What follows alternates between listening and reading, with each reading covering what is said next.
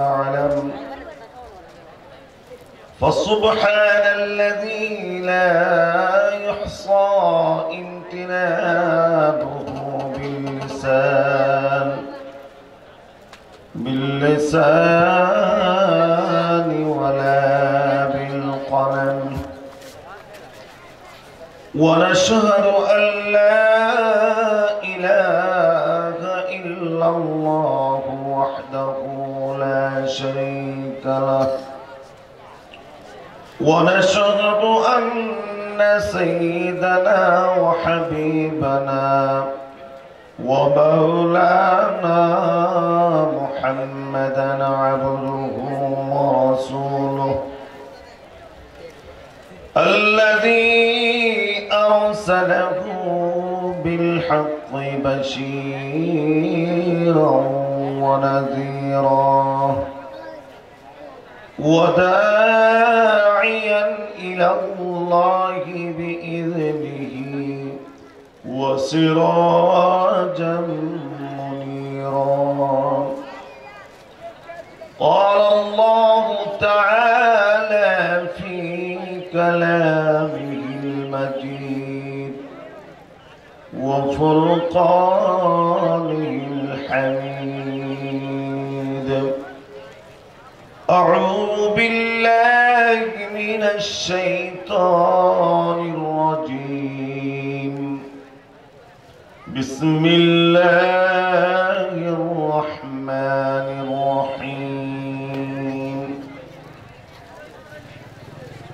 الله ولي الذين آمنوا يخرجهم من الظلمات إلى النور والذين كفروا أولياءهم الطاغوت يخرجونهم من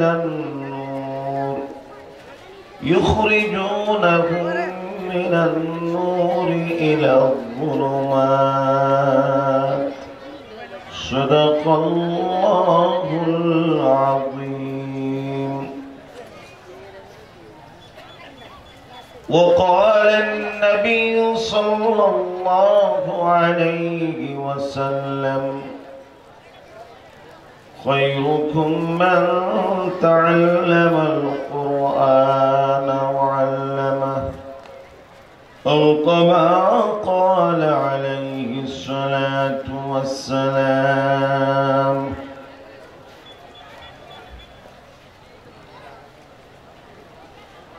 আলহামদুলিল্লাহ, কাটালডুগুলিয়া ঈদগাহ মাঠ ও মদিনাতুল উলুম নুরানি হাফিজিয়া মাদ্রাসা ও ইতিমখানা কর্তৃক আয়োজিত অধ্যকার তাফসীরুল কোরআন মাহফিলের সম্মানিত সভাপতি দিগার হযরত উলামায়ে কেরাম, বিশেষ করে বাংলার সিংহ পুরুষ, আজকের যিনি প্রধান অতিথি, প্রধান আকর্ষণ, আমাদের সকলের মাথার তাজ, আমরা তরুণ যারা, আমাদের মাথার তাজ, আমাদের পথ প্রদর্শনকারী, কারা নির্যাতিত আলিমে দ্বীন হযরত আল্লামা হযরত মাওলানা আজিজুল হক ইসলামাবাদী দামাত বারাকাতুহুল আলিয়া সহ অন্যান্য অতিথিবৃন্দ, আগত মুসল্লিয়ান আযম, সমবয়স্ক যুবক ভাইয়েরা, পর্দার অন্তরালে পর্দানিশীর মা বোনেরা, আল্লাহ জাল্লা শানুহুর দরবারে লাখ কোটি শুকরিয়া জ্ঞাপন করছি যে মহান রব্বুল আলামিন আপনাকে আমাকে দ্বীনি পরিবেশে অল্প সময়ের জন্য হলেও আল্লাহ আমাদেরকে বসার মতন সুযোগ করে দিয়েছেন। এই জন্য দিল থেকে প্রাণ খুলে সকল শক্তি উজাড় করে একবার জোরে সরে বলে আলহামদুলিল্লাহ। সম্মানিত উপস্থিতি, আমি এলাকায় প্রথম আসছি, আপনাদের এলাকায়। আমি এমন কোনো পেশাদার ওয়াইজ না, কিন্তু দিলের আবেগ থেকে উলামায়ে কেরাম ভালোবাসেন, এই মহাব্বতে আসা, দুটি কথা বলা, আপনাদের কাছ থেকে দোয়া নেওয়ার জন্য। হযরত আসতেছেন, আজকের প্রধান আকর্ষণ চলে আসছেন। আপনার উনি আসা মাত্রই আমি মাইক ছেড়ে দিব। তবে তার আগে আমি মজমাটাকে গুছায় বসবার জন্য আদব এবং আখলাক, আদবটা ঠিক রেখে বসবার জন্য আমি সকলকে বিনীতভাবে দূরার মেহমান হিসাবে, যদিও আমি একটু মেহমান হিসাবেই আসছি এখানে, আমি তো আপনাদের কাছে একটু আবদার করতেই পারি। সেই হিসাবে ওই কোনারা যারা বসে রয়েছেন, মেহরবানি করে যদি সামনের কালী জায়গাগুলো ফাঁকগুলো একটু নড়ে চড়ে বসে একটু আগায় আগায় সুন্দর করে মজবাটাকে সুন্দর করেন, হুজুর আইসা দেখে খুশি হবেন, হুজুর আইসা দেখে খুশি হবেন। আমার জন্য না, আমরা যেহেতু সেরকম বক্তা না, হ্যাঁ, কিন্তু আল্লাহ সন্তুষ্টির জন্য একটু মেহরবানি করে আগায় আসেন।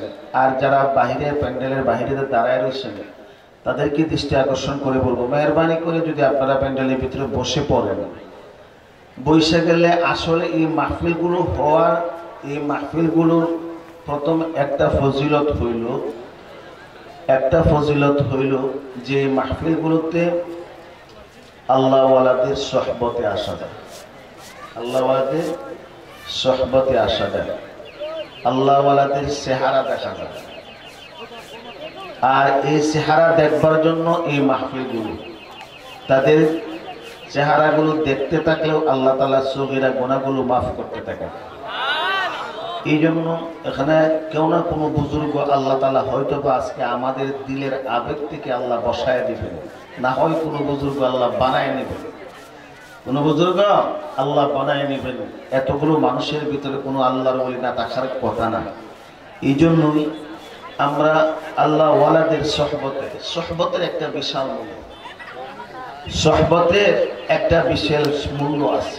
আমরা সাধারণ মানুষ এইভাবে বুঝি, আপনি যদি ঘুষখোরের সাথে চলে একটা মানুষ, দেখবেন একদিন না একদিন তাকে একটা ঘুষের টাকা দিয়ে একটা চা হইলেও খাওয়াই দিবে।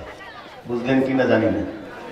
ঘুষখোরের সাথে চললে সঙ্গী বানায় আপনার সঙ্গটা আপনার যদি চালায় যাইতে থাকেন, একদিন না একদিন চা হইলেও খাওয়াই দিব ঘুষের টাকা দিয়ে। সুদখোরের সাথে চলবেন, সুদখোর দেখবেন একদিন না একদিন আপনি যদি কে বলেন, ভাই আমার কাছে তো 500 টাকা আছে, এখন এই 500 টাকা দিয়ে কি ব্যবসা করবো, উনি বলবে যে মাসা 20 টাকা লাভে লাগাইয়া দেবো, ঠিক না? মাসা 20 টাকা লাগাই দেবো, আমার ব্যবসা করো, দেখবা 20 টাকা থেকে তুমি মেলা টাকা পাই দেবে। একদিন আপনাকে সে সুদ খাওয়াই দিবে, সুদ একদিন সে খাওয়াই দিবে। অনুরূপভাবে মদখোরের সাথে থাকলে মদখোরকে একদিন না একদিন আপনার সন্তানকে মদখোর বানায় দিবে। নাউজুবিল্লাহ।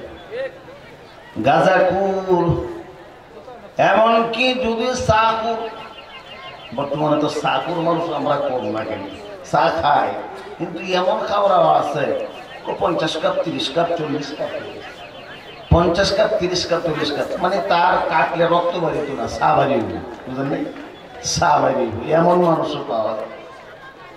চাখোরের সাথে চলবেন, চাখোর হবেন।